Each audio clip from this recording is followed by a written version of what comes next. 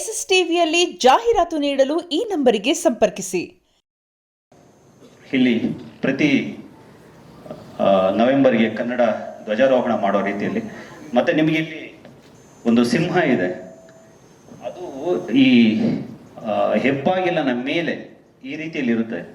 ಅದಕ್ಕೆ ಸೂರ್ಯನ ಬೆಳಕು ಮೇಲೆ ಬಿದ್ದಾಗ ಅದು ಕೆಳಗಡೆಗೆ ನೆಲದಲ್ಲಿ ಅದರ ರಿಫ್ಲೆಕ್ಷನ್ ಬರುತ್ತೆ, ಲೈಟ್ ಬರುತ್ತೆ. ಅದ್ರ ಜೊತೆಗೆ ಇಲ್ಲಿ ಯಜಮಾನರ ಪುತ್ಥಳಿ ಏನಿದೆ ಅದರ ಬ್ಯಾಕ್ ಗ್ರೌಂಡಲ್ಲಿ ನಾವು ಪುಸ್ತಕಗಳನ್ನು ಅಷ್ಟೇ ಇಟ್ಟಿದ್ದೀವಿ. ಅಂದರೆ ಅದು ಜ್ಞಾನದ ಸಂಕೇತ ಸಿಂಬಾಲಿಕ್ ಆಗಿ. ಮತ್ತೆ ರಾತ್ರಿಗೆ ಅದ್ರ ಮೇಲೆ ಪ್ರತಿ ಸಂಜೆಗೆ ಒಂದು ಲೇಸರ್ ಶೋ ನಡೆಸೋ ವ್ಯವಸ್ಥೆ ಕೂಡ ಇದರಲ್ಲಿರುತ್ತೆ. ಸಂಜೆ 6 ಗಂಟೆಗೆ ಅವರದ್ದೇ ಹಾಡುಗಳ, ಈಗ KRS ಹೋದರೆ ನೀವು ನೋಡಿರ್ತೀರಿ, ಅದೇ ಥರದ ಒಂದು ಯಜಮಾನರ ಹಾಡುಗಳದ್ದು ಅರ್ಧ ಗಂಟೆ ಪ್ರತಿ ದಿವಸ ಶೋ ಇರೋ ಥರ ವ್ಯವಸ್ಥೆ ಮಾಡಿದ್ದೀವಿ. ಇದಿಷ್ಟು ಡಾಕ್ಟರ್ ವಿಷ್ಣುವರ್ಧನ್ ಅಭಿಮಾನ ಕ್ಷೇತ್ರ ಜ್ಞಾನ ಧ್ಯಾನ ದರ್ಶನ. ಇದನ್ನ ಮುಂದಿನ 1 ವರ್ಷದೊಳಗೆ ಮುಗಿಸ್ಬೇಕು ಅಂತ ಅಂದ್ಕೊಂಡಿದ್ವಿ.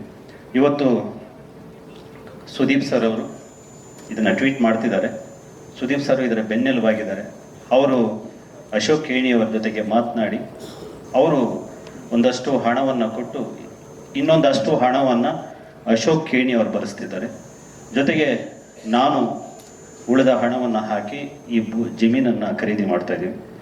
ಅದರ ನಂತರದಲ್ಲಿ ಅಭಿಮಾನಿಗಳನ್ನು ಒಳಗೊಳ್ಳಬೇಕಾ ಬೇಡ ಅನ್ನುವಂಥದ್ದು ಒಂದು ತೀರ್ಮಾನ ನಮ್ಮ ಮಧ್ಯೆ ಆಯಿತು.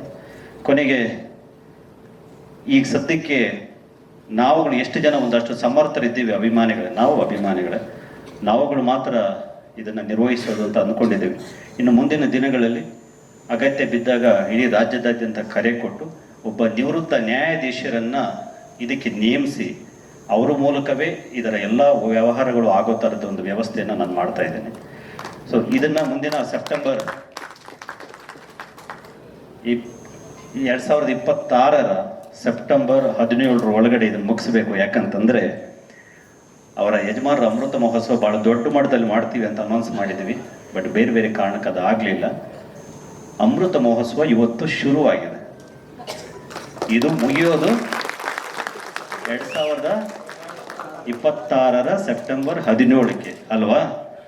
ಅಷ್ಟರೊಳಗೆ ಮಾಡೋಣ ಅಂತಂದರೆ ಭಾಳ ದೊಡ್ಡ ಮಟ್ಟದಲ್ಲಿ ಇದನ್ನು ಮಾಡಿ ಒಂದು ಕಾರ್ಯಕ್ರಮ ಮಾಡೋಣ. ಅದಕ್ಕೂ ಮುಂಚೆ ನವೆಂಬರಲ್ಲಿ ಕರ್ನಾಟಕ ರತ್ನ ಪ್ರಶಸ್ತಿ ಪ್ರದಾನ ಇರುತ್ತೆ. ಅದಕ್ಕೆ ಈ ನಾಡು ಕಂಡಂತಹ ಬಹುದೊಡ್ಡ ಕಾರ್ಯಕ್ರಮವಾಗಿ ಅದನ್ನು ರೂಪಿಸೋ ನಿಟ್ಟಿನಲ್ಲಿ ನಾವು ಯೋಚನೆ ಮಾಡ್ತಾ ಇದ್ದೀವಿ. ಅವತ್ತು ಕನಿಷ್ಠ ವಿಧಾನಸೌಧದ ಮುಂಭಾಗದಲ್ಲಿ 1 ಲಕ್ಷಕ್ಕೂ ಹೆಚ್ಚು ಜನ ಸೇರಬೇಕು ಅಂತ ಹೇಳ್ಬಿಟ್ಟು ನಾವು ಪ್ರಾರಂಭ ಮಾಡಿದ್ವಿ. ಅವತ್ತು ರಾಜ್ಯದ ಪ್ರತಿ ಜಿಲ್ಲೆ ತಾಲೂಕಿನ ರಸ್ತೆಗಳು ಕೂಡ ಬೆಂಗಳೂರು ಕಡೆಗೆ ಮುಖ ಮಾಡಿರ್ತವೆ. ಪ್ರತಿ ಹಳ್ಳಿಗಳಿಂದಲೂ ಕೂಡ ಒಂದು ವಾಹನ ಬೆಂಗಳೂರು ಕಡೆಗೆ ಬರುತ್ತೆ. ಪ್ರತಿ ಅಭಿಮಾನಿಗಳು ಕೂಡ ಅವರ ಸ್ವಂತ ಹುಟ್ಟುಹಬ್ಬನ ಆಚರಣೆ ಮಾಡ್ಕೋತಾರೆ. ಗಲ್ಲಿಯಲ್ಲೂ ಕೂಡ ಅವರ ಬಾವುಟಗಳಿರ್ತವೆ, ಬ್ಯಾನರ್ಗಳಿರ್ತವೆ, ಅನ್ನದಾನ ಕಾರ್ಯಕ್ರಮಗಳಿರ್ತವೆ, ಒಂದು ಸಮಾಜಮುಖಿ ಕೆಲಸಗಳಿರ್ತವೆ, ಆಶ್ರಮಗಳಿಗೆ ಹೋಗ್ತಾರೆ. ಅಷ್ಟೆಲ್ಲವನ್ನು ಕೂಡ ನವೆಂಬರ್ 1 ಕರ್ನಾಟಕ ರತ್ನ ಪ್ರಶಸ್ತಿ ಪ್ರದಾನ ಸಮಾರಂಭದ ದಿನ ಮಾಡಬೇಕು ಅಂತ ನಾವು ವಿಷ್ಣು ಸೇನಾ ಸಮಿತಿ ನಿರ್ಧಾರ ಮಾಡಿದೆ. ಅದಕ್ಕೆ ನೀವೆಲ್ಲರೂ ಕೂಡ ಜೊತೆಗಿರ್ತೀರಿ ಅನ್ನೋಂತಹ ನಂಬಿಕೆಯಲ್ಲಿ ನನ್ನ ಈ ಮಾತುಗಳನ್ನು ಮುಗಿಸ್ತಾ ಇದರ SSTV ಸಿನಿಮಾ ಜಗತ್ತಿನ ಕ್ಷಣ ಕ್ಷಣದ ಸುದ್ದಿಯೊಂದಿಗೆ